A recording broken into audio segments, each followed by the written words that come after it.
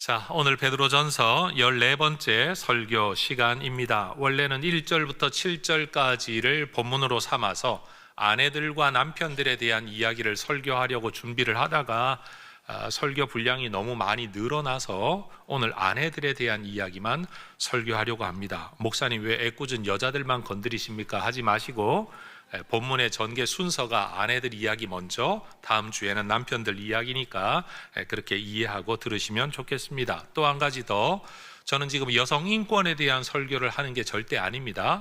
그냥 이 본문 자체가 말하는 바를 가르치는 내용이니까 여러분 시비 걸려고 설교 듣지 마시고 성경이 아내들에게 대하여 뭘 말씀하는지를 이 본문 안에서 가르침을 하나님의 말씀으로 그대로 여러분이 받으실 수 있기를 바랍니다. 여러분, 남녀 간에 알지도 못했던 누군가를 향해 사랑의 감정이 생긴다는 것 정말 신기하지 않습니까? 그런데 누군가를 사랑한다는 것과 둘이서 평생을 함께 살아간다는 것은 정말 다른 차원의 일인 것 같습니다. 결혼 전에는 두 사람이 그런 생각합니다. 우리가 이렇게 사랑만 있다면 어떤 문제라도 극복할 수 있겠다.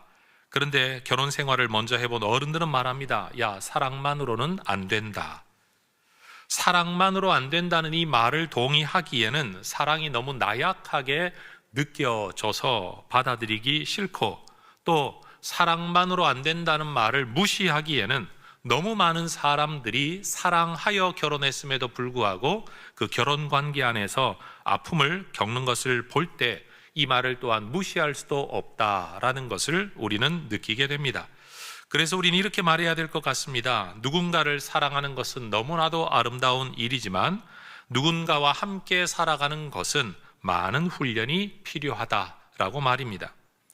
여러분, 스스로 습관화되어진 기존의 습성을 고집하는 두 사람이 만난다면 이 두 사람은 갈등할 수밖에 없습니다. 그래서 누군가와 함께 살아간다라는 것은 서로 간의 대화, 합의, 조율, 학습, 변화를 전제해야만 비로소 행복한 삶을 살아갈 수 있을 것 같습니다. 그래서 제가 결혼 주례를 할 때마다 신랑과 신부에게 들려주는 말이 있습니다. 아무리 뛰어난 달리기 선수라도, 심지어 올림픽의 금메달을 따는 단거리 선수라고 할지라도 그 사람을 얼음판 위에 올려두면, 물속에 던져두면 그 탁월한 달리기 실력을 발휘할 수 없는 거다.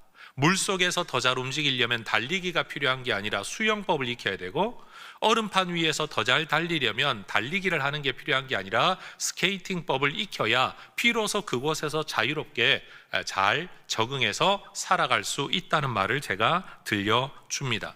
그러니 여러분, 결혼이라는 것은 환경이 달라진 상황에 적응하기 위한 또 다른 제사회화 과정을 거쳐야만 하는 거죠.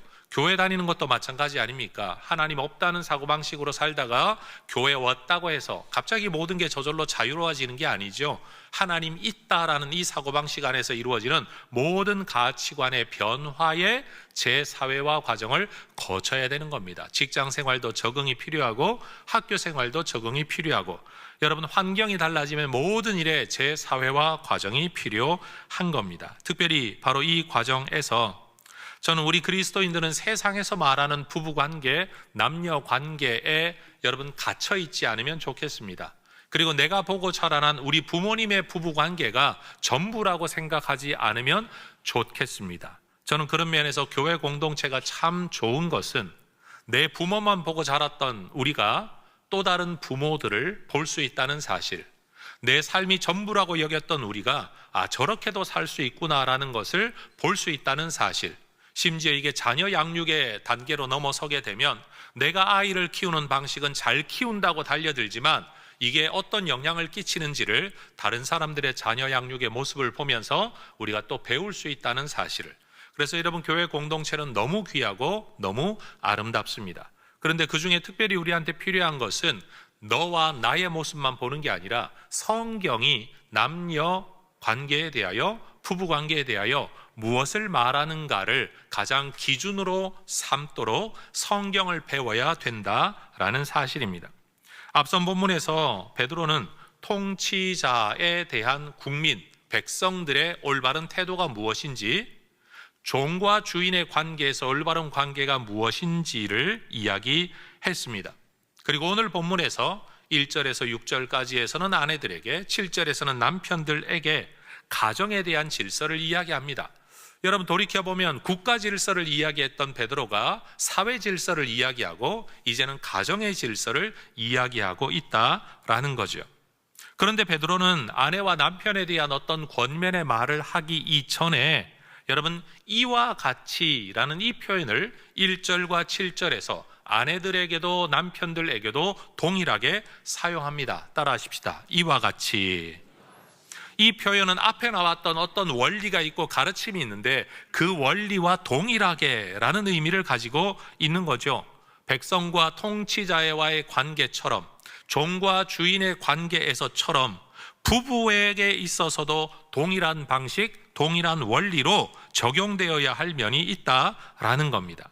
여러분, 세상을 살아가는 하나님 나라 백성으로서 우리 기독교인들의 질서의식의 마지막 밑바닥에는 사람, 통치자, 주인, 배우자만 있는 게 아니라 그 너머에 하나님이 계시다는 사실을 잊지 말아야 합니다. 아내에 대한 권면이든 남편에 대한 권면이든 우리에게 주어지는 1차적 책임은 사람으로부터 오는 것이 아니라 하나님으로부터 오는 것입니다. 사람을 대상으로 우리가 무슨 행동을 하지만 사실은 그것은 그 너머에 계신 하나님을 대상으로 행동하는 겁니다. 그래서 베드로전서 2장 13절에서 주를 위하여 순종하라. 순종의 대상은 통치자이기도 하고 주인이기도 한데 왜 이걸 해야 되냐? 주님 때문에, 주를 위하여 해야 된다라는 겁니다. 따라하십시다. 주를 위하여 순종하라.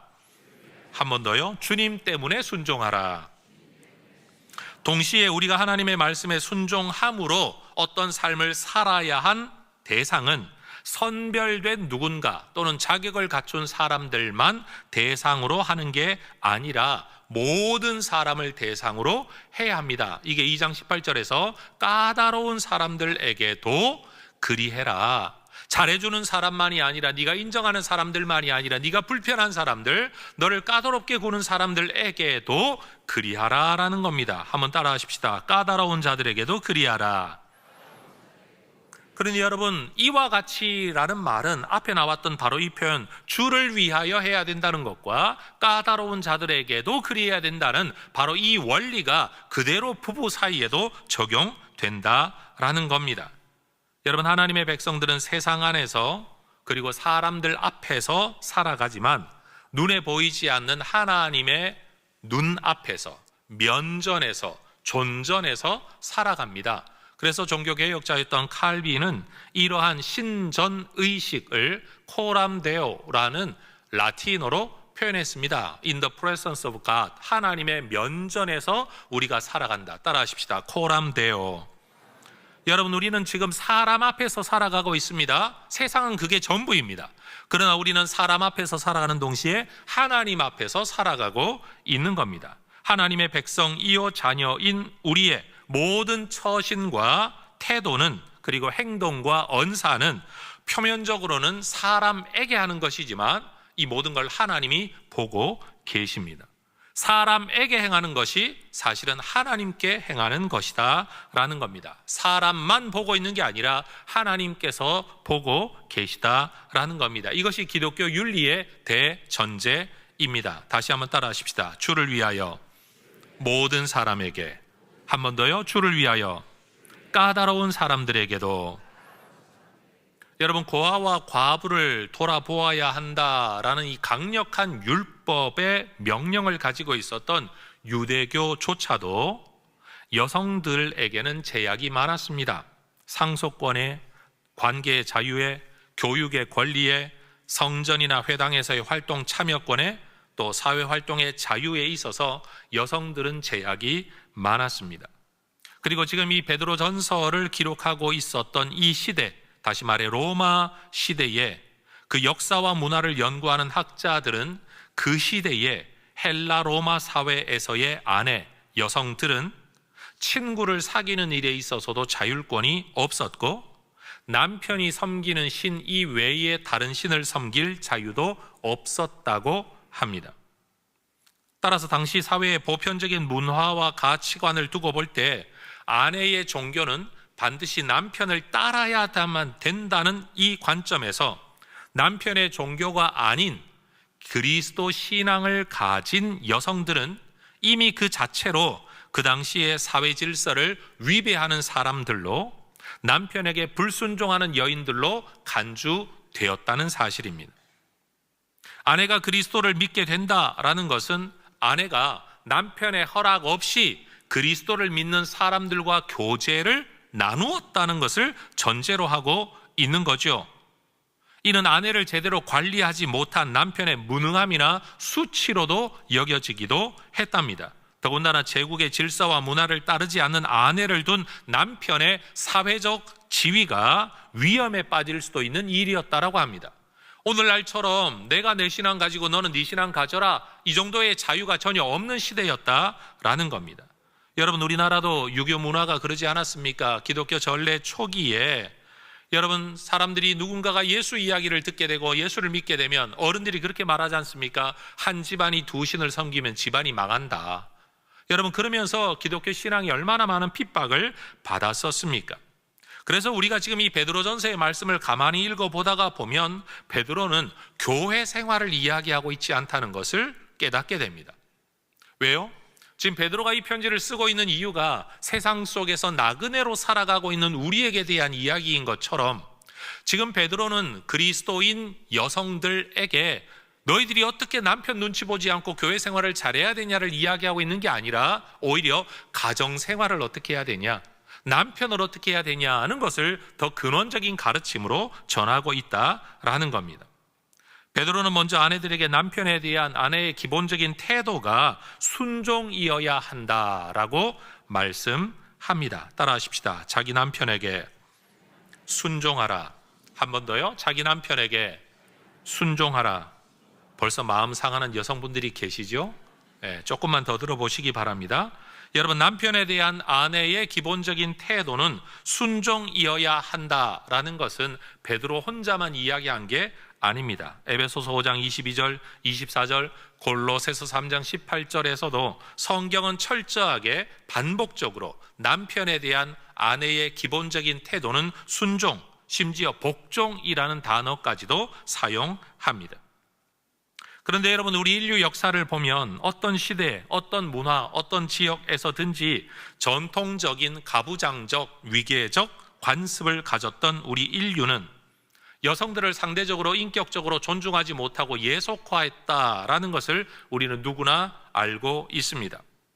아마도 추측컨대 농경사회 또는 전쟁사회 속에서는 육체적 활동성과 힘이 더 큰 가치로 여겨졌었기 때문에 상대적으로 육체적 힘이 연약했던 여성들의 인격적 가치를 여러분 활동성과 노동성의 가치와 연계지어서 여러분 존중하지 못했던 것이 아닌가 우리는 생각해 볼 수가 있습니다. 그래서 기술 문명이 발달하여서 육체적인 힘보다는 기술력을, 지성이나 감수성과 섬세함이 더 큰 역량으로 인정받는 시대가 되면서 여성의 지위가 이전 시대보다는 나아진 것이 맞는 것 같습니다. 그러나 여러분, 가지고 있었던 가치관이 하루아침에 바뀌지 않는 것처럼 여전히 여성들이 충분한 인격적 존중을 받지 못하고 있다라는 것도 우리는 인정해야만 될 것 같습니다. 그래서 여성들에게 순종을 요구하는 이런 성경 구절을 대할 때 누군가는 분명 부정적인 감정을 가질 수 있다는 것을 우리는 인정하고 또 예상해야 될 것 같습니다. 특히나 무능하고 무책임하고 비인격적인 남편, 더 나아가 폭력적인 남편과 함께 살아가면서 고통받고 있는 여성들이라고 한다면 더더욱이나 이런 구절을 받아들이기가 쉽지 않을 것입니다. 그럼에도 불구하고 여러분, 그런 예외적인 훈련되지 못한 우리가 흔히 말하는 정상적이지 않은 어떤 상황을 예로 들어서 원칙을 허물어뜨릴 수는 없는 것입니다. 그러니 성경이 여러분 지금 말하고 있는 내용은 예외적인 비정상적인 비인격적인 상황을 전제로 하는 게 아니라 일상적이고 보편적인 상황을 전제로 말씀하고 있다는 것을 우리는 먼저 받아들여야 할 겁니다. 여러분, 베드로는 무엇보다도 먼저 우리에게 순종을 이야기했는데, 저는 여기서 바울의 성경 구절 하나를 가져오고자 합니다. 고린도전서 7장 13절의 말씀을 보면 그리스도인 아내로서 남편이 그리스도를 믿지 않는다는 것이 이혼의 사유가 되어서는 안 된다라고 가르칩니다. 여러분, 기독교 상담에서도 폭력이나 학대라는 생명 위협에 다른 문제가 없는 상태라면 신앙과 종교의 차이가 이혼의 근거가 되어서는 안 된다라고 기독교 상담에서도 가르칩니다. 더 나아가 그리스도인 아내들은 내가 하나님의 백성이 되었다는 이유로 믿지 않는 남편을 인격적으로 무시해서는 안 됩니다. 남편의 불신앙을 비난해서도 안 됩니다. 믿지 않는 남편이 그 나름의 가치관과 사고방식을 따른 어떤 판단을 무조건 거역해서도 안 됩니다. 그리스도인 아내들은 믿는 남편이든 믿지 않는 남편이든 상관없이 동일한 마음가짐과 태도로 대해야 합니다. 그것은 성경의 가르침을 따른 남편에 대한 존중인데, 그 존중의 태도와 표현 방식이 순종이라는 겁니다. 이것은 남편이 어떤 사람이냐에 따라 행해야 될 일이 아닙니다. 까다로운 자들에게도 그리하라라는 성경의 가르침처럼 남편의 모습과는 상관없이 그리스도인 아내들이라면 반드시 따라야만 할 자기의 책임, 자기의 역할이라는 겁니다. 오히려 우리 그리스도인 아내들은 내가 해야 될 남편에 대한 마땅한 태도, 존중과 순종이라는 도리를 다하는 중에 하나님께서 하루속히 이 남편에게도 믿음을 주셔서 구원의 백성이 되도록, 그도 그리스도가 가르치는 남편의 도리를 따르는 사람이 될 수 있도록 우리는 기도해야 할 것입니다. 그래서 오늘 본문 1절에서 베드로는 믿는 그리스도인 아내들의 이러한 남편 존중의 성경적 말씀에 대한 순종이 불신 남편들에게도 선한 영향을 끼치게 될 것이라고 이야기하고 있는 겁니다. 여러분, 이것은 베드로만 말하고 있는 게 아닙니다. 사도 바울도 아내의 삶을 통해 남편이 구원에 이를 수 있고 믿음을 가질 수도 있다는 사실을 우리에게 권면합니다. 고린도전서 7장 14절과 16절의 내용입니다. 믿지 않는 남편들도, 세상의 원리 속에 살아가는 남편들도 여러분 보는 눈이 있고 생각하는 머리가 있습니다. 불신 남편들도 믿는 사람들의 삶이 왜 이런 삶을 살아가게 되는지를 알아챌 만한 충분한 분별력을 가지고 있는 겁니다. 2절 말씀하는 것처럼 너희가 두려워하며 정결한 행실을 본다. 이 두려움은 남편에 대한 두려움을 말하는 게 아닙니다. 하나님에 대한 공경의 태도 때문에 나타나는 정결한 행실, 세상과는 다른 모습을 말하는 겁니다. 오늘 세례 간증한 우리 자매의 고백처럼 남편이 어려움 속에서도 가지고 있었던 흔들리지 않는 낙관적인 태도가 어디에서 온 거냐? 여러분, 믿음이 없었던 아내 입장에서도 함께 살아가는 남편 안에 있는 저 내면의 힘이 무엇인가를 여러분 볼 수 있는 눈이 있는 것처럼, 오늘 성경은 반대로 믿지 않는 남편들도 믿는 아내가 가지고 있는 이 삶의 원리가 어디에서 오는 것인가를 분별할 수 있다라는 겁니다. 여러분, 불신 남편들도 세상 속에서 세상의 방식으로 살고 있지만 그들도 이 세상의 원리가 진리는 아니라는 것을 그들도 알고 있습니다. 그냥 그렇게 살아야 되는 줄 아니까, 다른 사람들이 그렇게 사니까, 내 부모도 내 할아버지들도 다 그렇게 살았으니까 따라 살아가는 것 뿐이지, 이 세상의 부조리함을 믿지 않는 분들도 다 알고 있습니다. 그래서 여러분, 오늘날 교회와 교인을 향한 세상의 비난 또는 공격은, 그것은 우리를 짓밟기 위한 것이 아니라 오히려 우리에게 대한 탄식이라고 생각해야 마땅할 것 같습니다. 무슨 탄식입니까?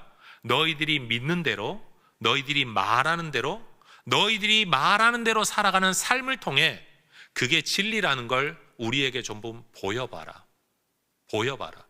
말로는 하나님을 이야기하고 말로는 신앙을 이야기하고 말로는 고차원적인 걸 이야기하면서도 우리하고 별반 다르지 않게 살아가는 너희들, 말이라도 안 하면 가증스럽지 않겠는데 너무 다른 삶과 너무 다른 말, 그게 우리는 보기 싫다. 바로 이 이야기 아니겠습니까? 여러분, 남편의 처신 또는 남편의 어떤 능력에 따라 이랬다 저랬다 대응하는 세상의 여인들의 모습을 모든 남자들은 알고 있습니다. 그래서 남자들 세계에선 그런 말이 통용되지 않습니까? 무시당하지 않으려면 돈 벌어야 된다.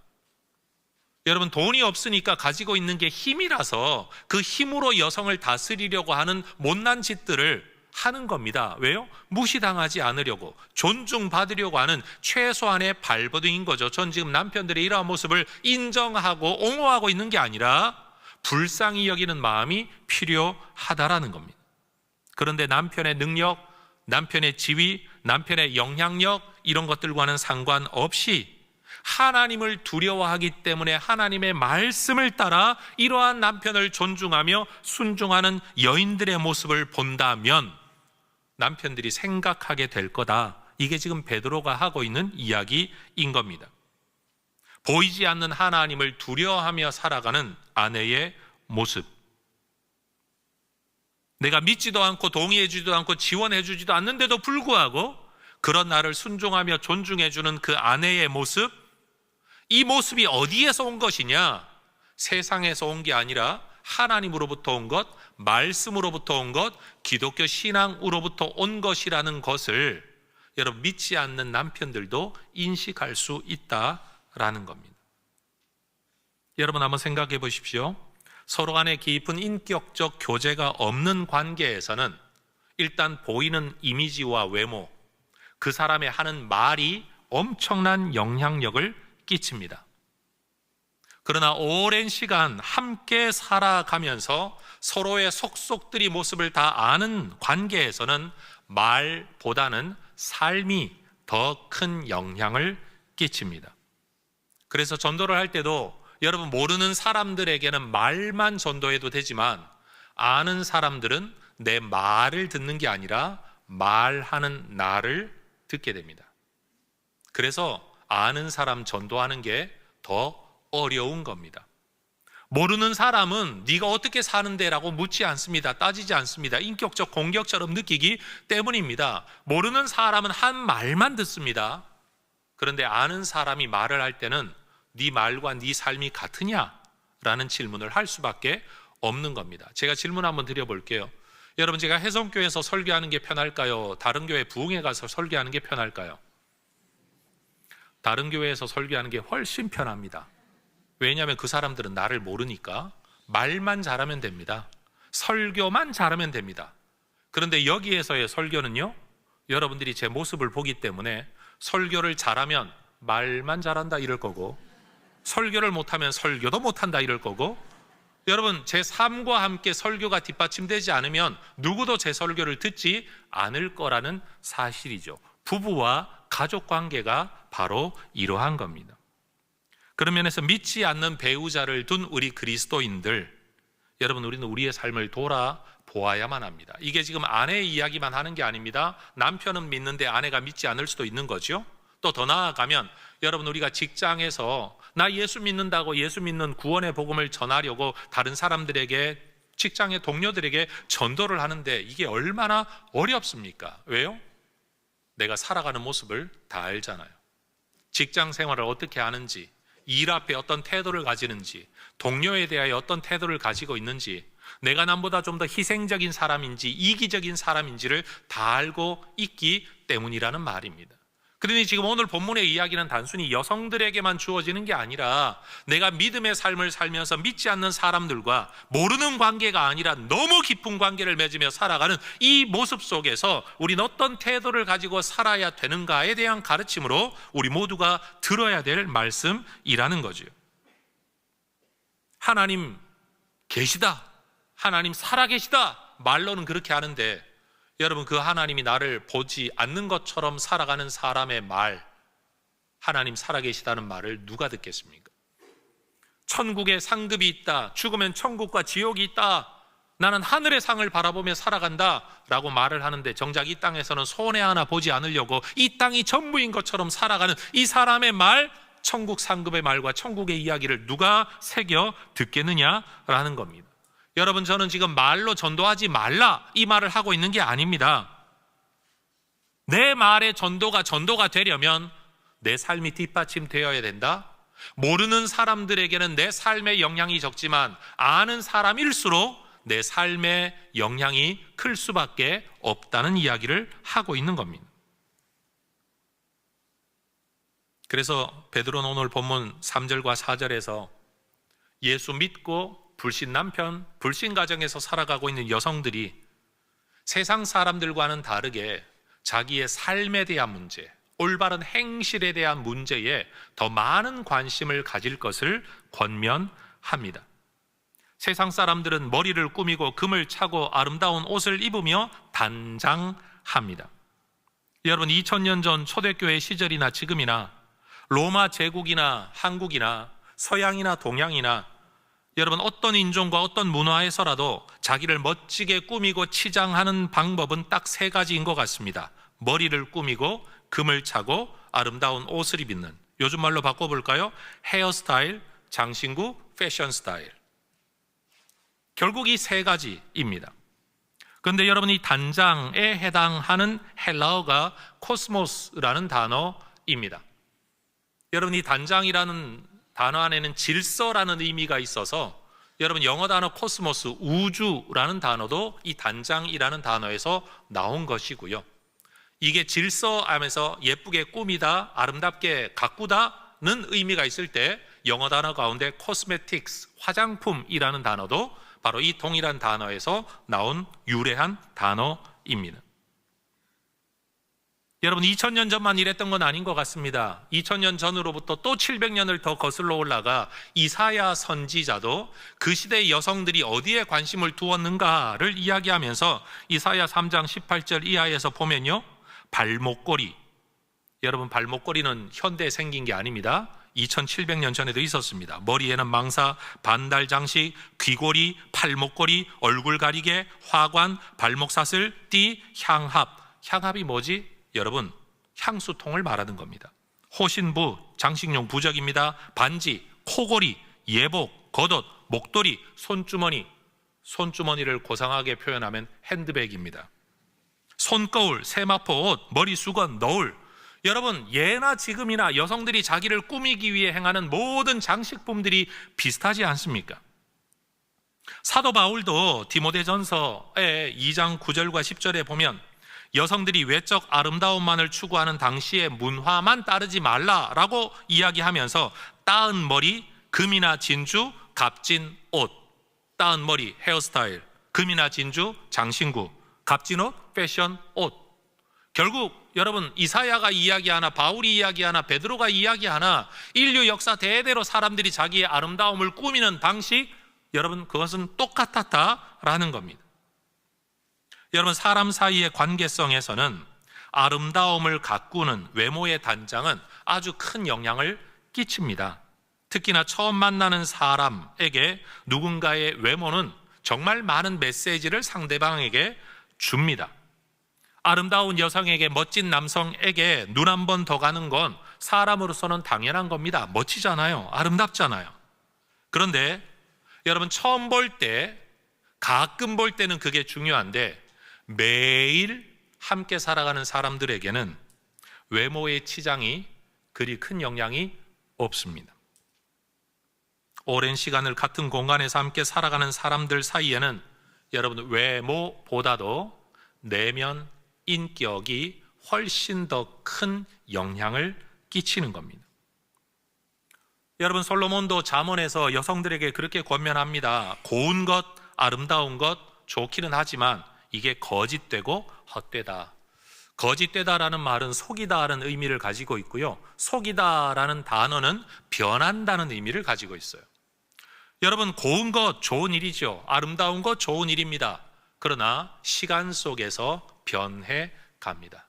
여기 앉아 계신 우리 권사님들, 여러분 7순, 8순 넘으신 우리 권사님들, 여러분들도 10대 때, 20대 때, 30대 때 얼마나 아름다우셨습니까?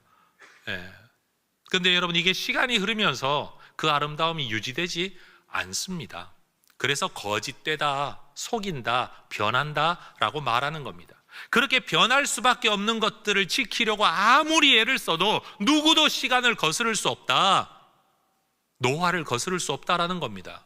그러면 우리가 얼굴 가지고 천국 가냐? 그게 아니라는 거죠. 이 땅을 사는 동안 죽을 때까지 갖고 와야 될 건 외모가 아니라 사실은 내면의 신앙, 영성, 거룩함, 정결함이라는 인격이라는 겁니다.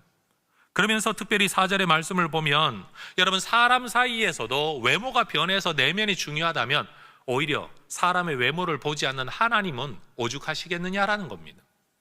하나님 앞에 값진 것은 뭐냐? 외모가 아닙니다, 여러분. 여러분 하나님이 우리의 얼굴을 보고 이쁘다고 하실까요? 분명 아닐 겁니다.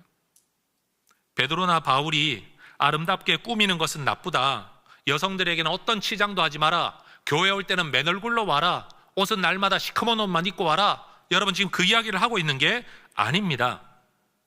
여러분 자기를 아름답게 꾸미는 자체를 부정적으로 말하고 있는 게 아닙니다. 그것이 전부인 것처럼 사는 건 어리석은 것이다. 더 중요한 게 있다. 그게 뭐냐? 인격, 신앙, 내면, 관계성이라는 겁니다. 아무리 가꾸어도 결국은 시들고 마는 외모의 아름다움이 아니라 여러분 천국에까지 이어질 수 있는 여러분 그 믿음과 영성을 가꾸시기를 주의 이름으로 축복합니다. 이 땅을 사는 동안에도 여러분 외모가 아름다운 사람이 아무래도 보기에 좋습니다. 저는 여러분들이 교회 올 때 한껏 꾸미고 오시기를 제발 부탁드립니다. 제가 볼 때 혜성교회 성도들은 너무 안 꾸며요. 너무 안 꾸며요. 그래서 매력이 없다라는 말을 할 만큼 여러분 혜성교회를 다니는 성도들은 사람이 눈으로 보기에도 여러분 있어 보이는 성도님들 되시기를 축복합니다. 제가 질문 한번 드려볼게요. 여러분 길거리에서 전도를 받았어요. 정말 후줄근하게 입고 부수수한 사람이 씻지도 않고 다가와서 전도할 때하고 정말 잘 차려입고 깨끗한 사람이 다가와서 전도할 때하고 여러분 태도가 똑같을까요? 왜 대답을 안 하실까?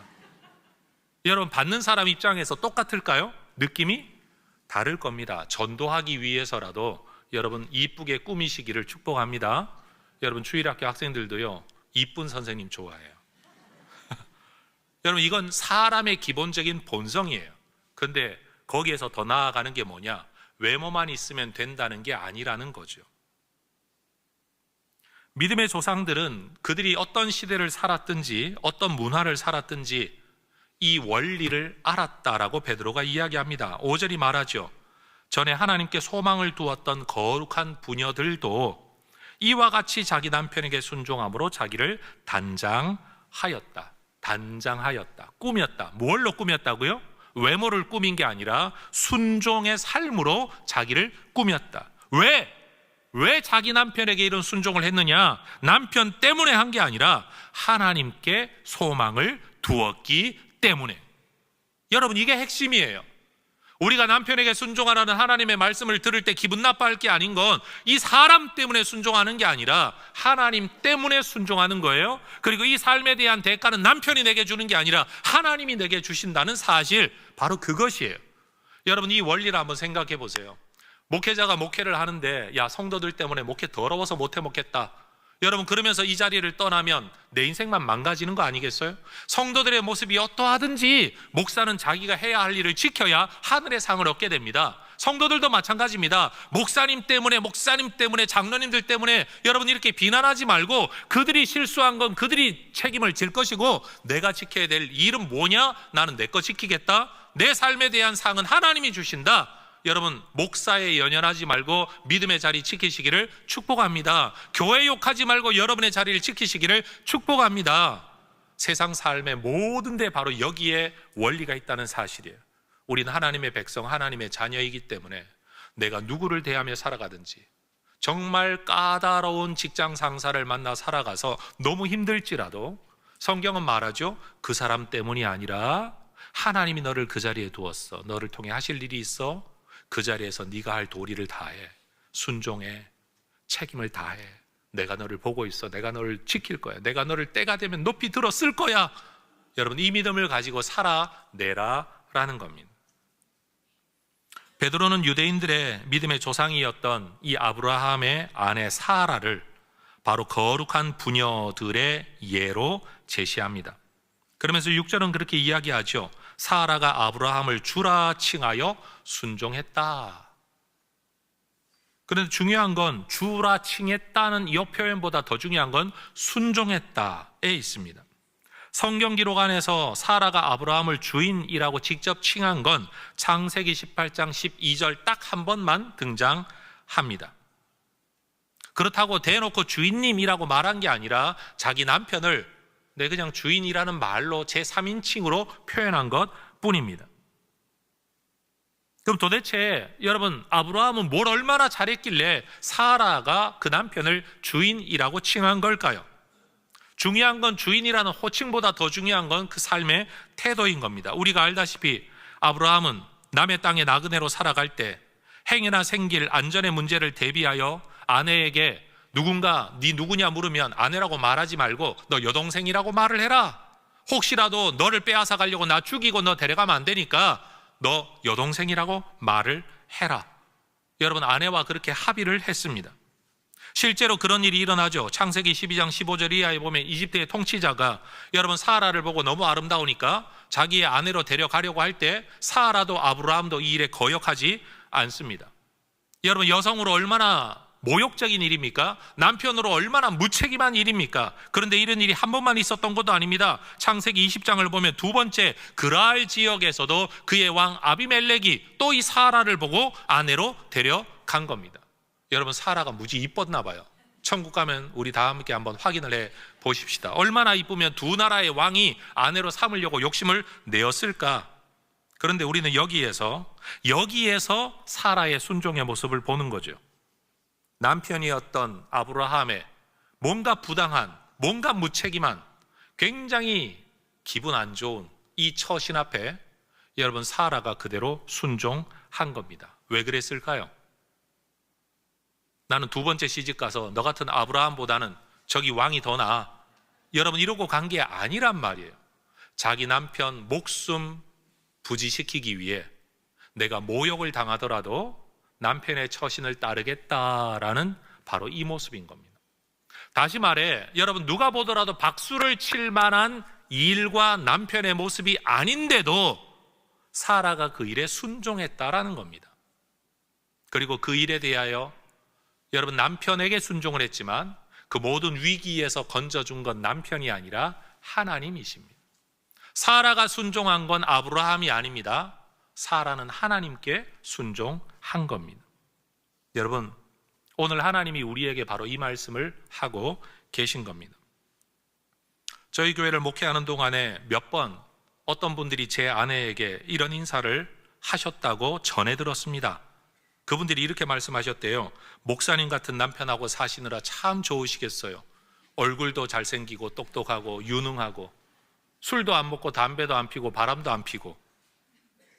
제 아내가 차마 입 밖으로 말은 못하고 속으로 그렇게 대답했답니다. 같이 한번 살아보시죠. 여러분 제 3자 입장에서 보면 다 멋져 보이죠. 야, 저 사람 참 좋다, 멋지다. 내 아내는 왜 그렇지 않을까? 내 남편은 왜 그렇지 않을까? 아이를 키우면 왜 내 자식만 이렇게 별나고 이상할까? 저 집에는 저렇게 잘 크는데. 이게 우리의 보편적인 모습입니다. 그런데 여러분 함께 살면 다 똑같습니다. 저랑 함께 살아보실래요? 여러분 기다려주고 눈 감아주고 챙겨주고 참아주니까 사는 거지 모든 게 만족되어져서 사는 게 아닙니다. 여러분 남의 떡 커 보이는 법입니다. 여러분 마음 고쳐 먹으시기를 주의 이름으로 축복합니다. 오히려 이렇게 생각하셔야 돼요. 내 남편과 내 아내는 딴 사람보다는 더 낫다. 오히려 그 생각을 하고 사시는 게 맞습니다. 여러분 교회 문화 안에서 보면 대부분 아브라함의 믿음만 부각시킵니다. 믿음의 조상 아브라함 이야기는 엄청 많이 듣습니다. 그런데 희한하게 오늘 본문에서 베드로는 사라를 아브라함보다 더 나은 사람으로 이야기하는 것 같습니다. 이러한 관점과 기록 자체가 그 당시에 얼마나 획기적이고 여러분 파격적이었겠습니까? 믿음을 이야기할 때 아브라함이 이야기하는 건 너무 당연하게 우리가 받아들이는데 남성이 아니라 여성을, 여러분 주도적인 사람이 아니라 소극적인 사람을 오히려 우리의 믿음의 모델로 내세우고 있는 겁니다. 그러면서 베드로는 오늘 이 시대의 여성들에게 권면하고 있는 거죠. 너희도 선을 행하고 아무 두려운 일에 놀라지 말아라. 그러면 그의 딸이 될 것이다. 따라하십시다. 사라의 딸. 여러분, 우리가 믿음의 조상인 아브라함의 후손이 되어야 되는 것처럼 이 시대 여성들은 사라의 딸들이 되시기를 축복합니다. 여러분, 두려운 일에 놀라지 말라 않는다는 게 뭡니까? 여러분, 이건 남편을 존중하고 순종하려는 마음가짐과 태도가 흔들릴 만한 일을 만나더라도 흔들리지 않는다는 겁니다. 하나님 때문에 순종해야지 하다가 남편 얼굴 보고 남편 모습을 보고 마음이 막 허물어져서 내가 이깟 인간에게 라는 생각이 여러분 속이 뒤집어질 때 흔들리지 말라라는 겁니다. 남편의 못 믿어온 행동 때문에, 답답한 처신 때문에 내가 지켜야 될 도리를 여러분 포기하지 말라는 겁니다. 아내로서 행해야 될 선이 뭡니까? 너희는 선을 행하고 라고 말할 때 이 선은 남편 때문에 하는 게 아니라 하나님 때문에 해야 할 일입니다. 남편의 모습과 조건을 따지지 않고 내가 하나님의 자녀이기 때문에 살아가야 될 모습이라는 겁니다. 여러분, 이 세상은 상대방을 원인 제공자로, 그래서 나는 정당한 반응을 했다라고 인정받기를 좋아하는 시대인 것 같습니다. 상대방이 잘못하고 원인을 제공했으면 나도 잘못해도 괜찮다라는 인식입니다. 여러분, 그러다 보니까 세상 모든 질서가 다 흔들립니다. 여러분 한번 생각해 보십시오. 선생님이 잘못했으니 학생도 잘못해도 되고, 학생도 잘못했으니까 부모님도 잘못해도 되고, 목사가 잘못했으니 성도가 잘못해도 되고, 통치자가 잘못했으니 백성이 잘못을 해도 되고, 남자가 잘못했으니 여자도 잘못해도 되고, 그럼 세상에 바로 사는 사람 누가 있을까요? 여러분, 이것이 세상의 기준이 흔들리는 이유인 겁니다. 왜요? 세상은 절대 기준이 없기 때문이죠. 그러나 성경은 말합니다. 사람이 흔들리더라도 나는 흔들리지 않는다. 내가 너에게 명령한다. 너는 그 자리를 지켜라. 그게 네가 지켜야 될 선이다. 네가 행해야 될 선이라는 건 윤리적 선을 말하는 게 아니라 하나님 보시기에 합당한 그 삶을 지키는 거다. 세상이 너에게 상을 주지 않더라도 내가 너에게 상을 준다. 세상이 너를 억울하게 만들더라도 내가 너에게 갚아주겠다. 그러니 너는 그 자리를 지켜라. 여러분, 자리를 지키는 여러분 되시기를 주의 이름으로 축복합니다. 여러분, 주후 200년에서 300년 어간의 로마 시대에는 비그리스도인의 여성들의 숫자보다 그리스도인 여성들의 숫자가 점점 많아지는 추세였다고 합니다. 왜 그랬을까요? 로마의 문화와 철학과 가치관 안에서는 어떤 가정에서 태어나는 두 번째 딸 아이는 버려졌기 때문입니다. 하나 정도는 내가 키우지만 둘 이상의 여자는 필요 없다. 그래서 버려진 아이들은 굶어 죽거나 들짐승의 먹이가 되거나 누군가가 데려다가 키워 종 삼아 버리거나 아니면 누군가가 여성들을 데려다 키워 매춘부로 만들어 오히려 매춘 사업을 통해 이익을 얻거나 했다는 것이 그 시대의 문화였다는 겁니다. 그게 그 당시 여성들을 대하는 로마의 정신이었고 문화였습니다. 그러나 기독교인들은 달랐다라는 거죠. 남자이든 여자이든 하나님이 주신 생명, 하나님의 주권 안에서 하나님이 주셨으니 내게 이익이 되냐 안 되냐, 내게 가치가 있냐 없냐, 이 시대 필요가 있냐 없냐를 따지지 않고 하나님이 주신 생명으로 받아 누구든지 키우다가 보니까 여러분, 일반 여성들의 비율은 줄어가는데 그리스도인 여성들은 늘어가게 된 이유가 되었다라는 겁니다. 헬라 철학이 만들어낸, 헬라 문화가 만들어낸 질서나 가치관, 여성에 대한 인식보다도 복음이 만들어낸 질서와 가치, 여성에 대한 존중이 훨씬 더 우월했다라는 겁니다. 여러분, 이건 한국 기독교 역사에서도 나타나는 일 아닙니까? 여러분, 어느 동네에서 시집 왔으면 그 동네댁이라고 이름 붙여지고 누구 엄마가 되면 누구 엄마라고 여러분 불리워졌던 여성들의 자기 이름으로 불리워진 공적 장소는 교회뿐이었습니다. 여성들에게 이름을 찾아준 데가 교회입니다. 여성들에게 한글을 가르치고 성경을 읽게 했던 데가 교회입니다. 그리고 여성들이 모여 여성들만의 할 수 있는 일을 찾았던 곳, 교회입니다. 여러분, 이제 우리 시대에도 이 시대의 문화, 이 시대의 가치관을 우리가 따라갈 게 아니라, 비록 우리가 이 땅 속에 살지만 성경의 가치를 따라 살아가려고, 말씀을 찾아 읽고 말씀을 따르려고 애쓰는 이 시대 여성들 되시기를 주의 이름으로 축복합니다. 교회가 여성을 대하는 태도, 남성이 여성을 대하는 태도뿐만 아니라 여성들이 여성들이 남편을 대하는 태도에 있어서도 여러분, 세상을 따르지 않는 사라의 딸들이 되시기를 축복합니다. 상대의 부당한 모습을 부각시켜 내 도리를 다하지 않는 것을 마땅한 권리인 것처럼 여기는 이 세상 속에서 상대의 모습이 어떠하든지 내가 지킬 모습은 이거다. 왜? 하나님이 명령하셨으니까. 사람 때문이 아니라 하나님 때문에, 남편 때문이 아니라 하나님 때문에, 여러분 직장 상사 때문이 아니라 하나님 때문에, 통치자 때문이 아니라 하나님 때문에 우리의 도리를 지켜가는 것, 이게 하나님의 뜻이라는 겁니다. 여러분, 이 시대의 여성으로 또는 아내로 어떻게 살아가야 하는가 하는 역할 모델을 여러분 아침 막장 드라마에서 찾지 마시고, 연예인들 모델링 하지 마시고, 여러분 성경에서 찾으시기를 축복합니다. 우리는 이 땅에 발을 딛고 세상을 살고 있지만 하늘의 원리와 가치를 따라 살아가야 할 하나님의 자녀들입니다. 왕에게 순종하라, 왕이 어떤 사람인데 따지지 아니하고 왕에게 순종하라고 말씀하신 하나님께 순종하는, 남편에게 순종하라 그럼 남편을 따지는 게 아니라 그 말씀을 하신 하나님께 순종하는, 상사에게 순종하라 라고 말하면 상사도 상사 나름이지 라고 말하지 아니하고 까다로운 자들에게도 하나님 때문에 순종하게 되는, 여러분 우리의 길을 잘 걸어가는 하나님의 사람들 될 수 있기를 소망합니다. 우리 모든 그리스도인 아내들의 기도에 남편을 위한 기도가 항상 포함되어 있기를 축복합니다. 남편을 존중하려는 대전제 아래에서 여러분의 모든 처신이 이루어지기를 소망합니다.